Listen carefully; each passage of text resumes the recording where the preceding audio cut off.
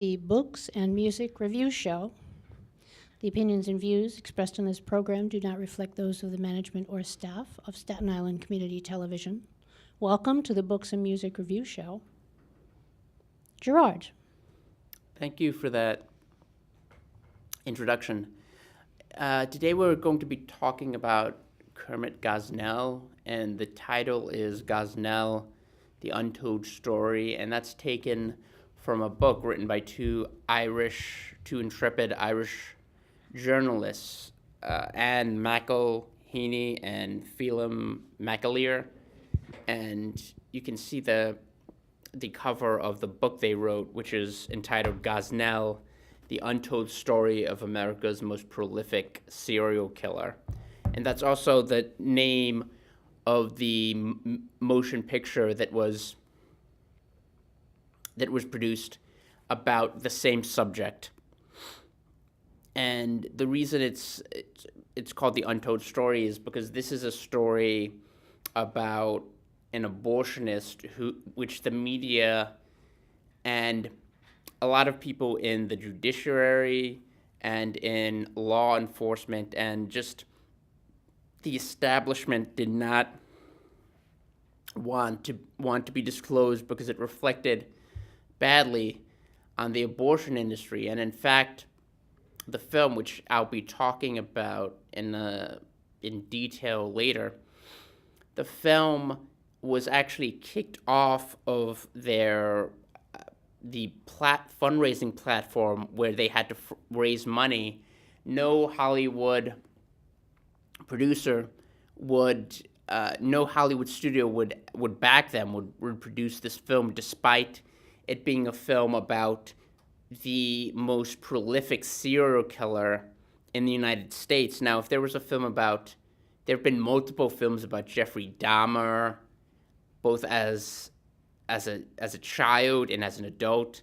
There have been multiple films about John Wayne Gacy, about people who killed far fewer human beings than Gosnell.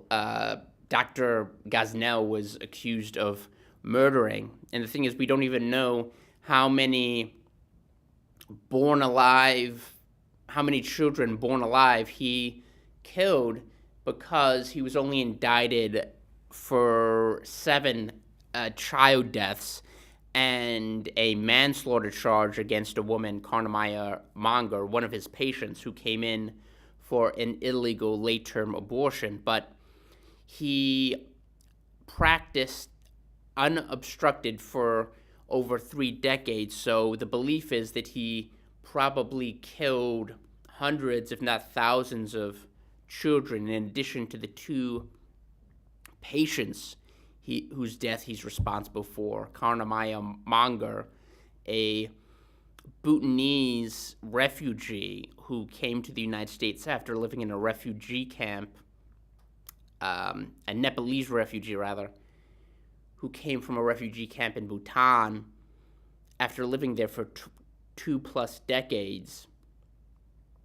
and finding a home in the United States. She died within a year or so after coming to the United States as a result of Kermit Gosnell. Now, this seems like a very intriguing story, and as I said, there have been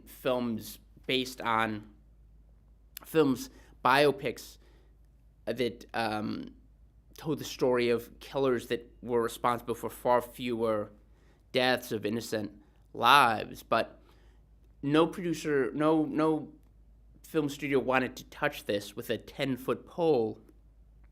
They had to raise money on their own and produce this film themselves. So they went to a an online fundraising platform that eventually kicked them off because they said that it violated their terms of service, which they never specified to the film's producers. But the implication is that you can't tell a story that reflects badly on the abortion industry or the practice of abortion, at least not in this type of format of a major motion picture. So they had to go to a new platform, and they actually set a fundraising record on Kickstarter.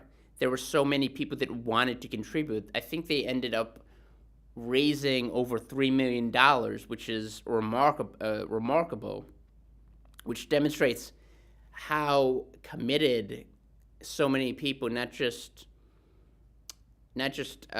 Christians or people who are pro-life, but just people who are interested in seeing the story be produced. How committed they were to seeing this film, and it's really remarkable when you think about it. They ended up grossing, even though they kept reducing the number of theaters that Gosnell was being shown in nationally. They were always within the top 10 grossing films per capita in terms of the amount of seats and the amount of cineplexes they were being shown in. They always punched way above their weight and came in the top 10, sometimes in the top 7 or the top 6, depending upon the market. Despite the fact, and this was reported in some media outlets, some conservative media outlets, that they were being kicked off of screens. For example, I think they were being shown in the Lowe's in Kips Bay that was eventually, but just theaters in general, they were pushed out, even though they kept selling tickets. And despite all this adversity, they were able to produce a film that was widely shown, and that even some media outlets were eventually forced to review, even though there was a complete blackout on reviews of this film, because even if there were critical reviews, they would have to acknowledge this horrific, monstrous secret that was allowed to flourish for decades and decades, and that wasn't policed by the proper authorities. And that's one of the unique things about the Kermit Gosnell case. There was he was essentially allowed to operate an abortion mill, even though he was not a certified OBGYN, even though most of his employees were underage, were not qualified to practice medicine, were not registered nurses or even nurse technicians. They weren't qualified to administer anesthesia, and yet they administered anesthesia regularly to abortion patients. And a lot of them were essentially operating what's known as a pill mill under the auspices of Gosnell's clinic. They were selling OxyContin and prescription drugs illegally to drug addicts and drug dealers. And in fact, the only reason that Kermit Gosnell's abortion clinic in Philadelphia was closed is because they were being investigated for selling illegal drugs. The investigations, to the extent they were investigated for breaking numerous laws, forging documents in order for women to obtain late-term abortions that were illegal, using fetal remains, placing them inside the hospital in milk cartons, and all sorts of horrendous disposal of the fetuses that were and the live children that were murdered. Despite all of these horrific violations of the law, they weren't even investigated until he was suspected of operating an illegal drug pushing operation in the midst of the opiate crisis that's occurred over the past decade. And that was what finally brought him down around 2011 and forced the clinic to be shuttered. And his eventual trial, which took place 2 years later in 2013, this investigation, which started as an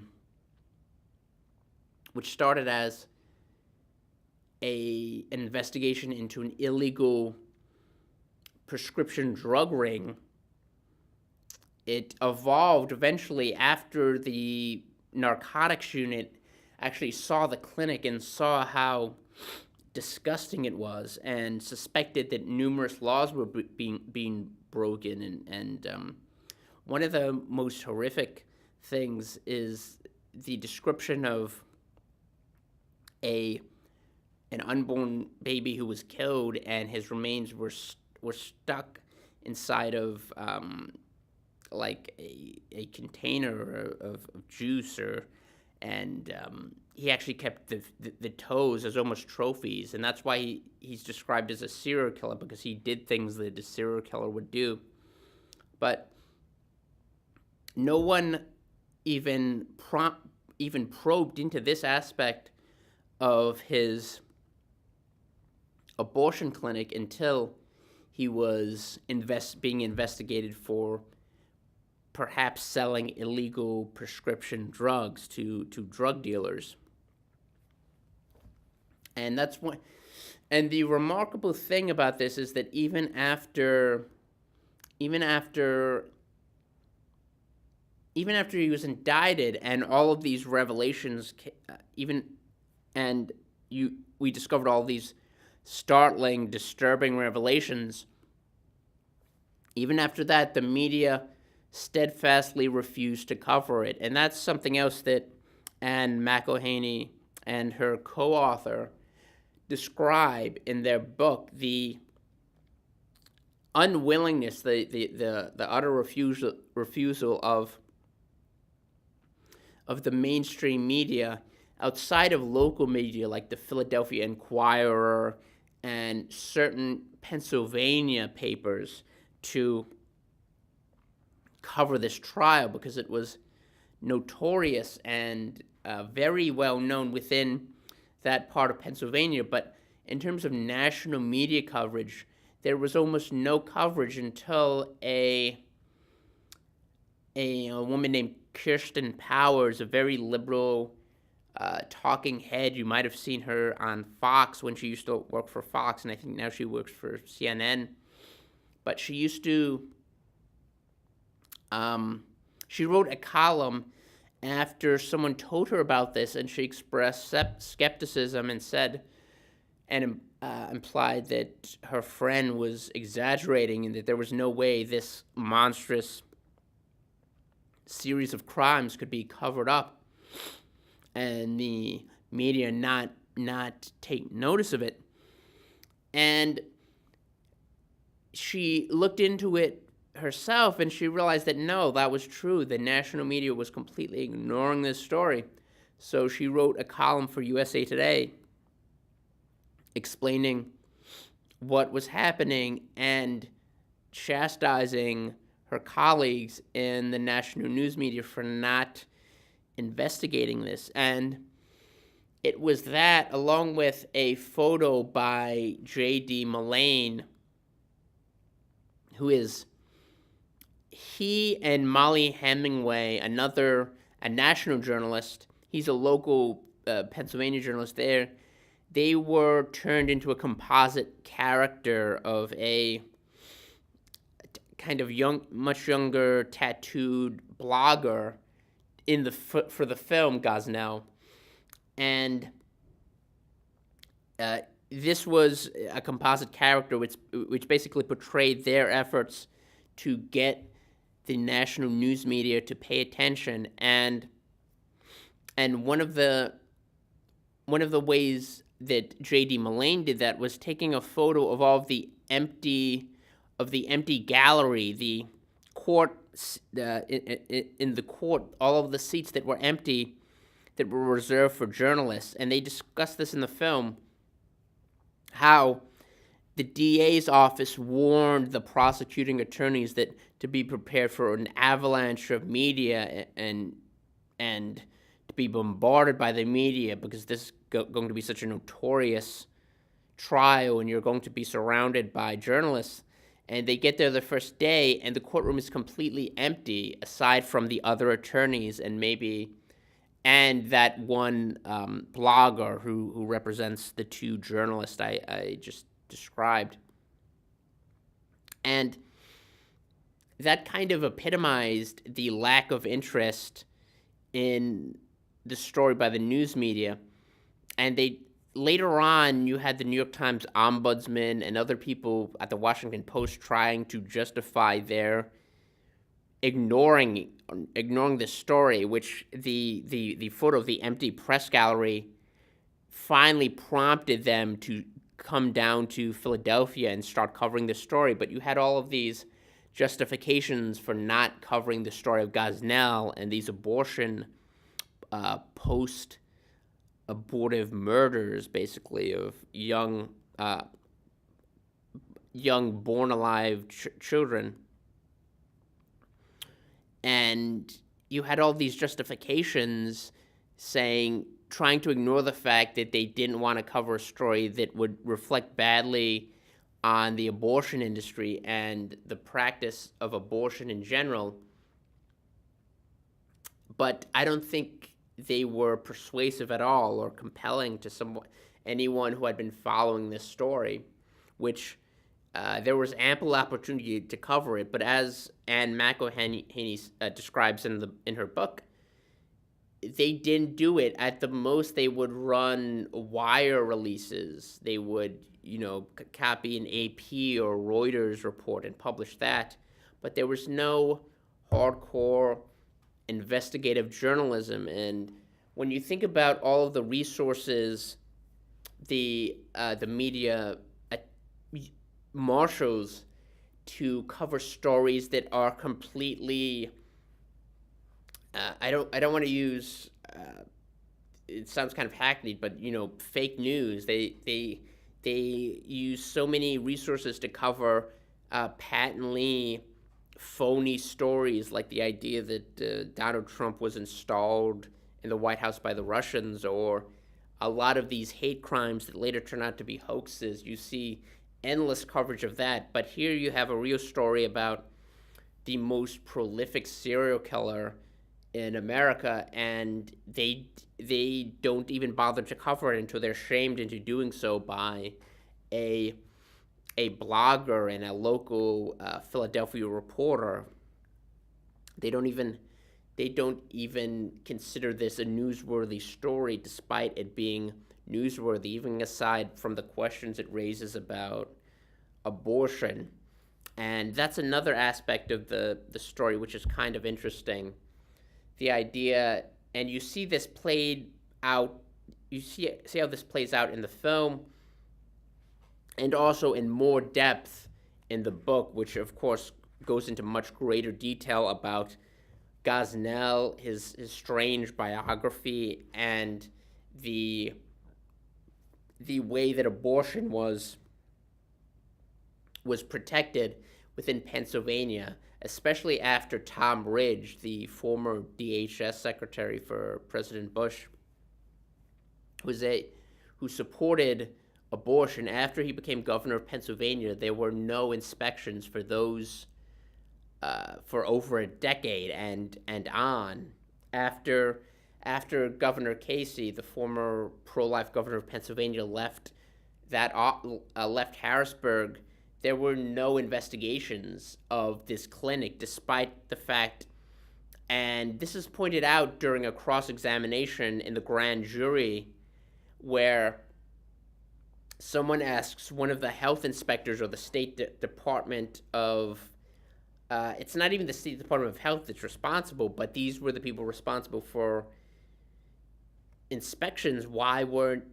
If this was a nail salon and you had a death, if you had something like Samika Shaw or Kornemeier Monger die at a nail salon, wouldn't you? Uh, you would think you would close that place at least temporarily, but at the very least you would investigate it, wouldn't you?